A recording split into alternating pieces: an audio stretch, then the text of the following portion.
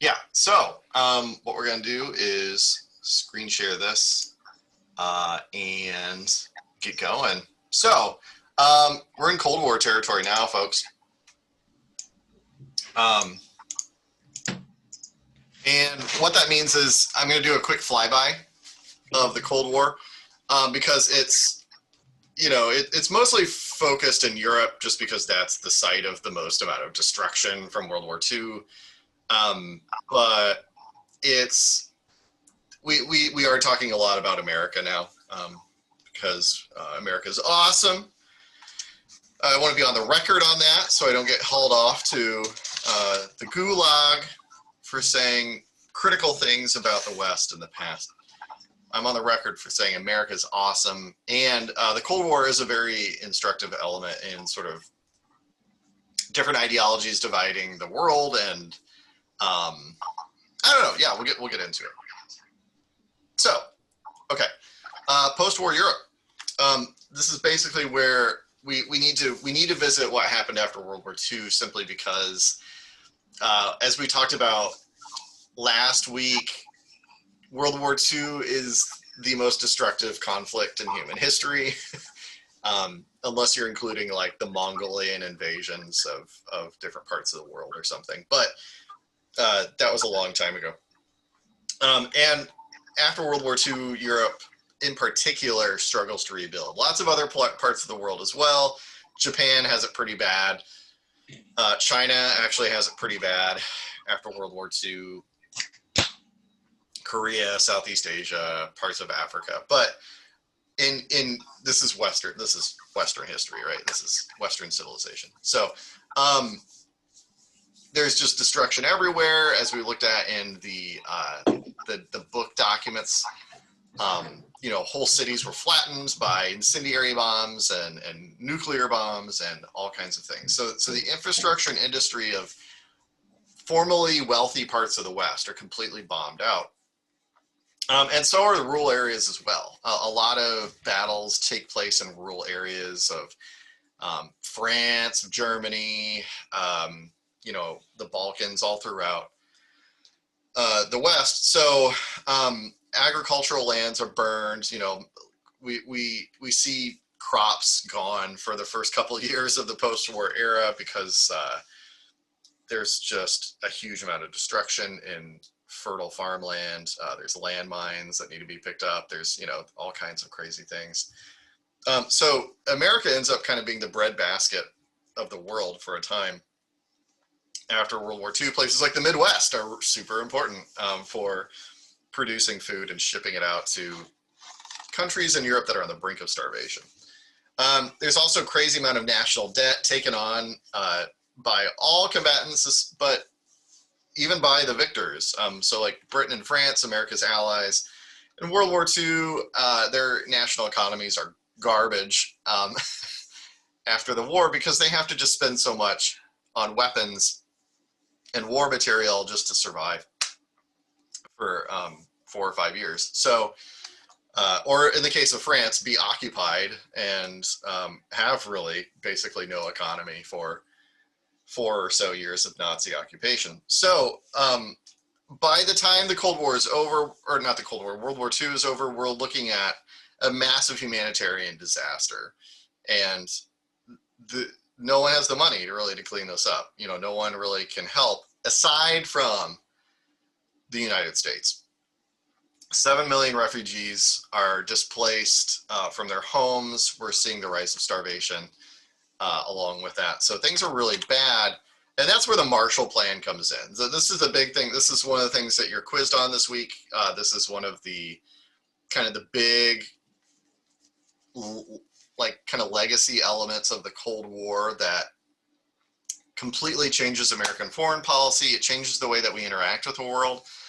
And because most countries are broke or destroyed after the war, the U.S. is the only one that has all of its infrastructure intact. It comes out of the war extremely wealthy and in good shape compared to the rest of the world. Simply because the only things that really got bombed were Pearl Harbor in the United States. The rest of our infrastructure was completely untouched by the war. Thank you, oceans. So The Marshall Plan is devised as this idea that only the United States can repair the rest of the West, and we are so concerned about Soviet influence because the Soviet Union is the only other kind of major country that's coming out of the war looking halfway decent. We need to combat Soviet influence in Europe. Like Europe all of a sudden becomes a battleground for the soul of civilization. Europe was the center of the West. It was more progressive, wealthier, on the cusp of more things than the United States before World War II. And then after World War II, Europe becomes kind of this second world region because of the destruction. And it becomes this battleground of tensions between the United States and the Soviet Union, arguing over what system is better, democratic capitalism or authoritarian communism. So the Marshall Plan is just this massive aid package, is what it is, basically. $17 billion at the time, which was unheard of. And it's, in fact, it's closer to like 200 something billion dollars today. This part of my PowerPoint's a little outdated because of inflation. So that's a massive amount of money for America just to voluntarily donate to countries in the West. And it's taken the form of money, just cash donations for, countries to have actual like liquid capital on hand to, purchase things. It takes the form of aid, paying aid workers to go over there and help rebuild. The Army Corps of Engineers is like a federal tool that we use to help rebuild infrastructure, but there's also like private enterprise that goes over to Europe and makes a bunch of money from the federal government just helping build bridges and roads and stuff. Just essential things, power lines, dams, electric poles, things like that. And then also food, just, buying a bunch of food from agricultural producers and donating it to the most beaten down parts of the West. So this map kind of gives you an idea of like the amount of expenditure relative to other countries. So Great Britain, what are you guys doing? Sorry, my kids just busted in my office for no reason. Wielding, they were like using lightsabers, but they're wrapping paper sticks. It's okay. So Great Britain and France, received the lion's share of this aid. Western Germany receives a ton of it because Germany is completely devastated. And then other countries like in Scandinavia, Greece, Turkey, and those countries are the closest to kind of collapsing into communist influence. So we're essentially trying to buy off influence from a couple countries in Europe, which is important to maintaining American foreign policy dominance over Soviet Union. So this is the era of superpowers. This word has been dead for about 20, 30 years until very recently when China's really started to become a superpower in its own right. Probably in the last 5 or 10 years. But anyway, this term superpowers refers to really the only countries in the world that can finance anything, that can do anything, that have anything resembling a military, that can take on, debt, can make loans to debtor nations. And basically all of the global geopolitical power belongs to the United States and the Soviet Union. Like they are the superpowers of the Cold War period. Everybody else, including former great powers like Germany gets split into two halves. France, no one cares about France anymore, except the French. They think they're all that in a bag of chips, but really France is completely useless after World War II. Even Britain, they're all just kind of pawns in this game of chess between the two rival superpowers. So there's this huge shift in kind of a polarization, if you will, of the world, where there's this power vacuum in Europe, and all the influence gets sucked out to the far west and the far east in the form of these two superpowers. So Western Europe migrates closer to American influence. The United States starts forming very close ties with Western Europe, closer than ever before. Prior to this, the U.S. just wanted to be left alone. But now the U.S. is intimately involved in and heavily invested in the rehabilitation of Western Europe. The Marshall Plan, the whole Marshall Plan goal, I mentioned this before, is to prevent the spread of communism to places like France and Germany and Britain and Italy and everywhere else. And France, one of my first papers I wrote in grad school was about, in 1948, just 3 years after the end of the war, France almost goes communist. France has an election, a federal election, in which the Communist Party receives this huge minority share of the seats in the French Assembly.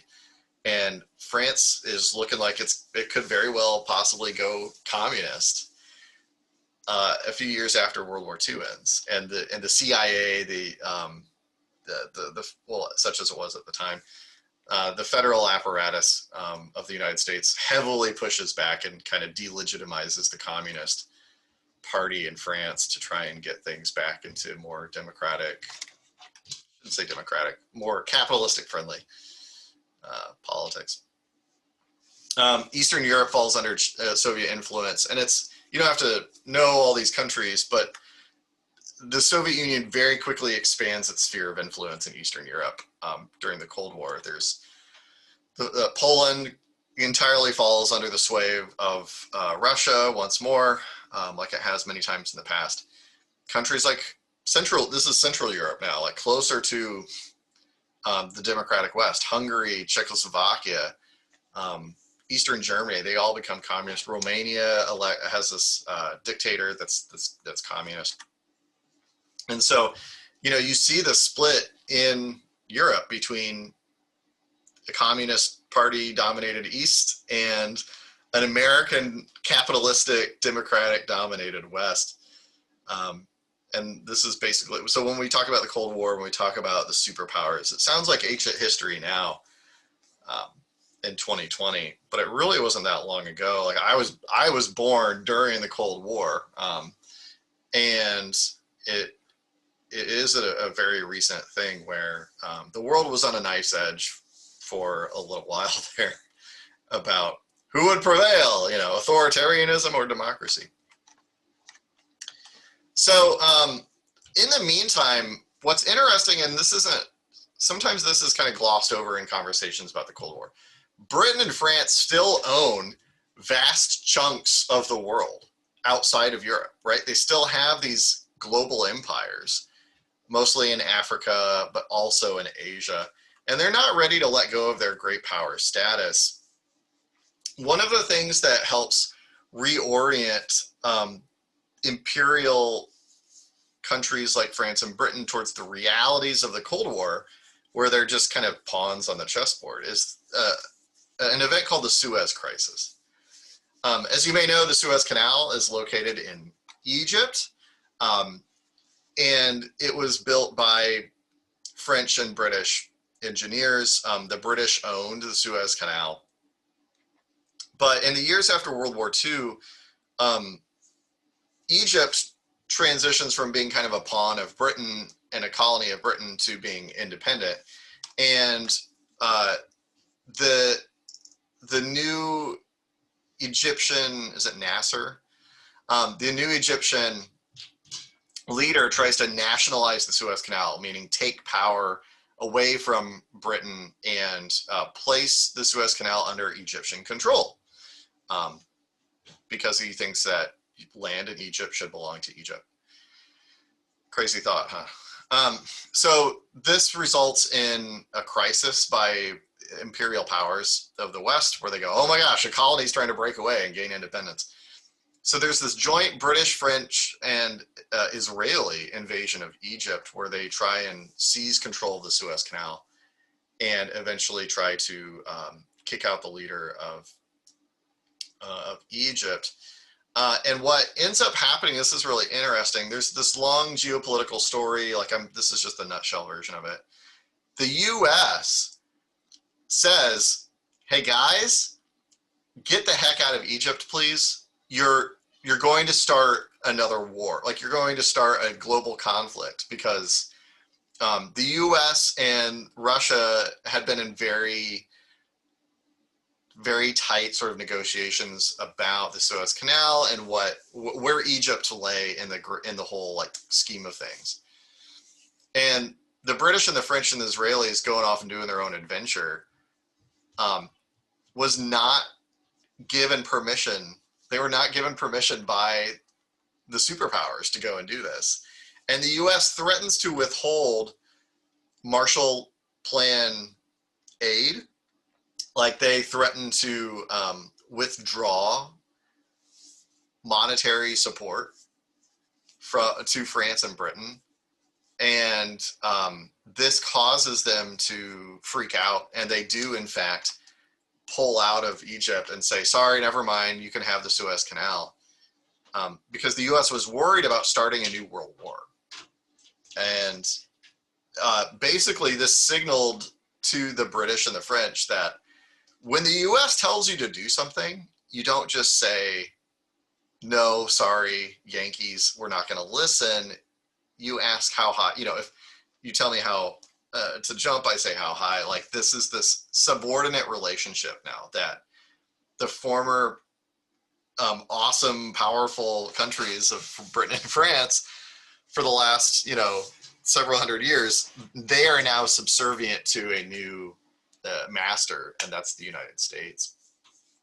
And that's maybe putting it a bit harsh. I mean, they're all allies after all, but if the U.S. says something is not okay, then the rest of the world has to listen, unless you're the Soviet Union.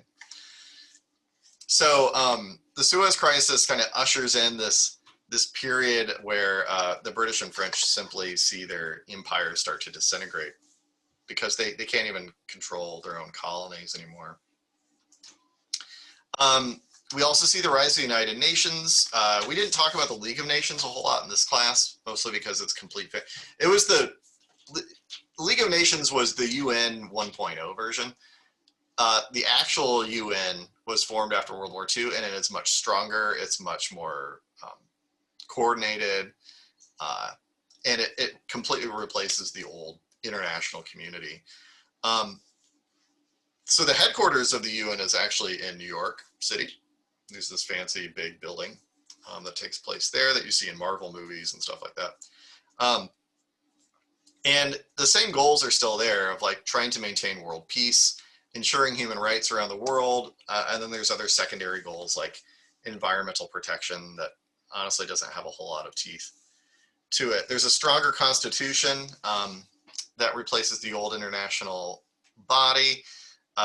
It gives powers to very special countries in the world. So there's the most powerful component of the UN is the Security Council, which basically they're the new world order. They decide as a group, whether wars are legal, if interventions in sovereign nations are permissible, if we're sending peacekeepers anywhere. It's the Security Council that decides this.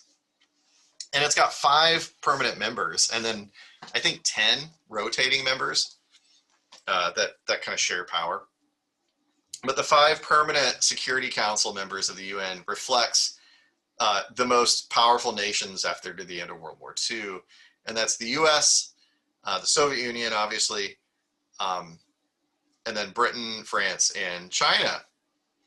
And so it's interesting here because the Soviet Union at the time was the only communist country allowed into this club. China eventually becomes communist, and the Allies go, crap, we shouldn't have given China so much influence. But at the time, China was seen as kind of friendly towards Western values and Western orientation. Each one of these Security Council members has a veto, and they're forced to work together to solve global issues. Sometimes this happens. Sometimes it doesn't. You still hear it in the news every so often, when there's not election stuff and coronavirus stuff, about Russia vetoing something happening in Africa or interventions in Asia or something like that. Or sometimes China will use its clout to veto UN involvement in certain things. But at the end of the day, there are peacekeeping forces that the United Nations controls, made up of troops supplied from the different member countries. So now this is a global body that has some tooth to it.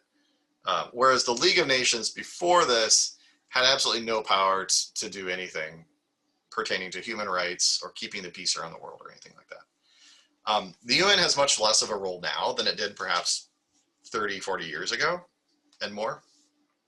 The UN has kind of faded into obscurity in some places, but nonetheless, it's played a very important role in the Cold War, helping to kind of be a forum of international discussion and occasionally working out problems. So some of the big things the UN has been involved in is, yeah, Nick, go ahead. I was just going to ask, like, your opinion. Do you think that's a good thing that the UN has lost influence, or like, how do you see that? Yeah, personally, and this is just my 2 cents, I would rather have a stronger international body that talks as a global community and works to solve problems together rather than have power concentrated in just the United States, because that's kind of where things are now. And I say that as an American, right? Like I want the United States to be, the most influential country in the world, definitely. But the US is not impervious to making stupid ass decisions sometimes, like invading Iraq in 2003. That was just an awful decision made without the permission of the UN, that was completely unilateral, and we're still paying for those mistakes 17 years later. So I would like to see a stronger UN. That's just a personal thing. I don't think there should be one country that just kind of runs the world, because that, bad things can come from that. So, yeah. That answer probably doesn't surprise you from what you know of me. But, yeah, I would like to see a stronger international community, especially as we have to start thinking about pretty urgent problems like mass migration owing to wars in the Middle East or climate change and things like that.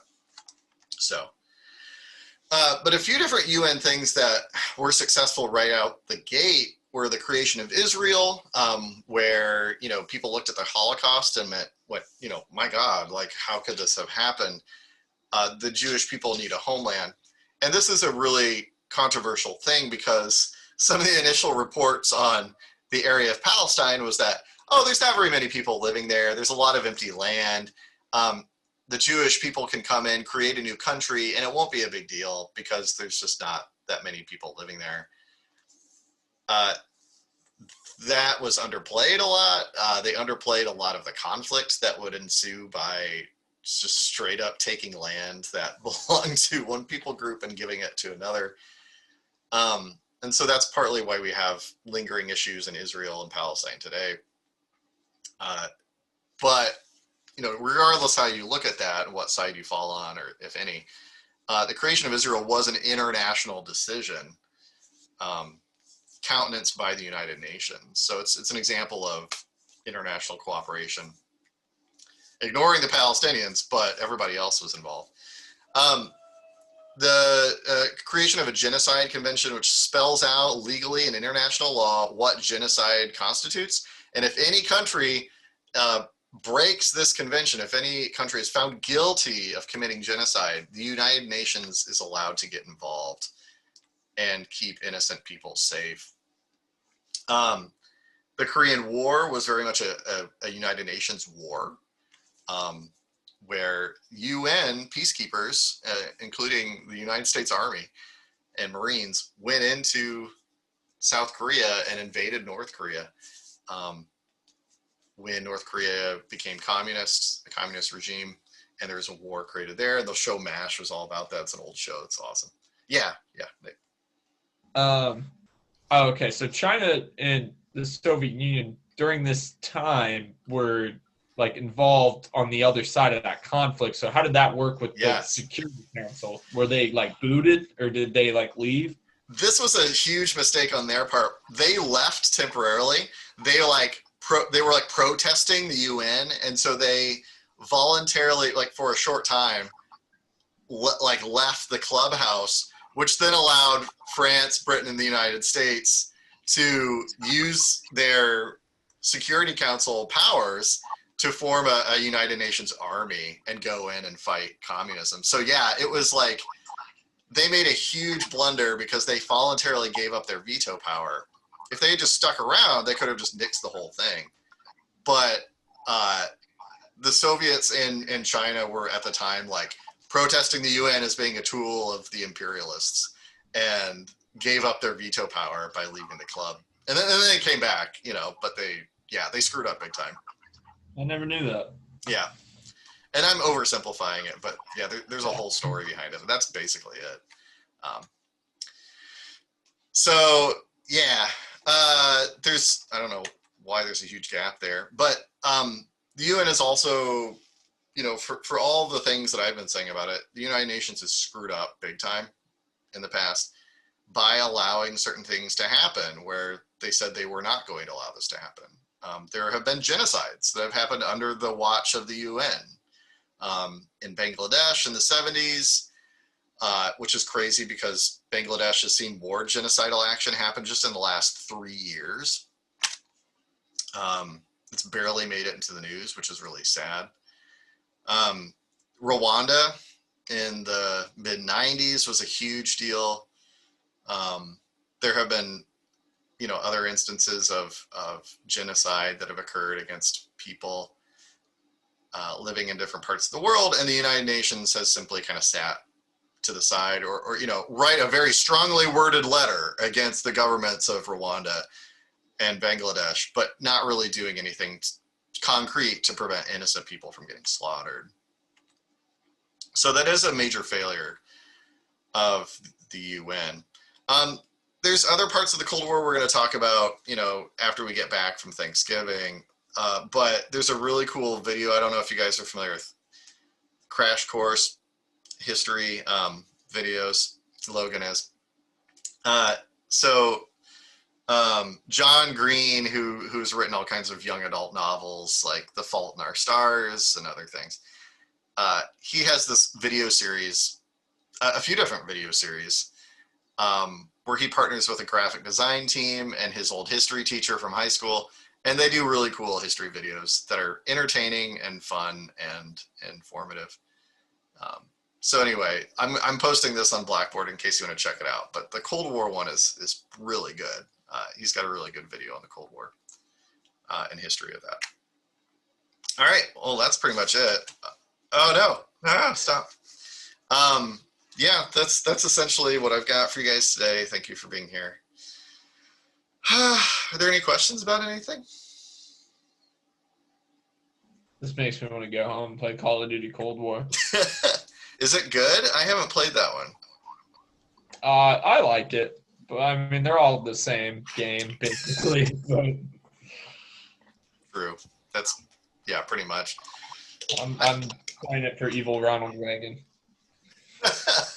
Yeah, that's a really creative. I mean, they've like run out of. They've done World War II to death. They've done Vietnam. They've done.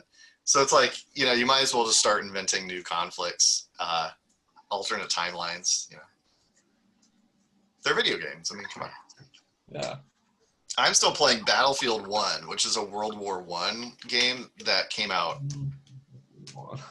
It's so good. I'm still playing it. It's still got a very active community, and it's one of my favorite shooters of all time. It's very good. Yeah. It's old now, but it's an oldie but a goodie. So when I have time, I play that. All right. Well, thank you guys. Have a great rest of your week. I'll see you Friday if you're here. Yeah. And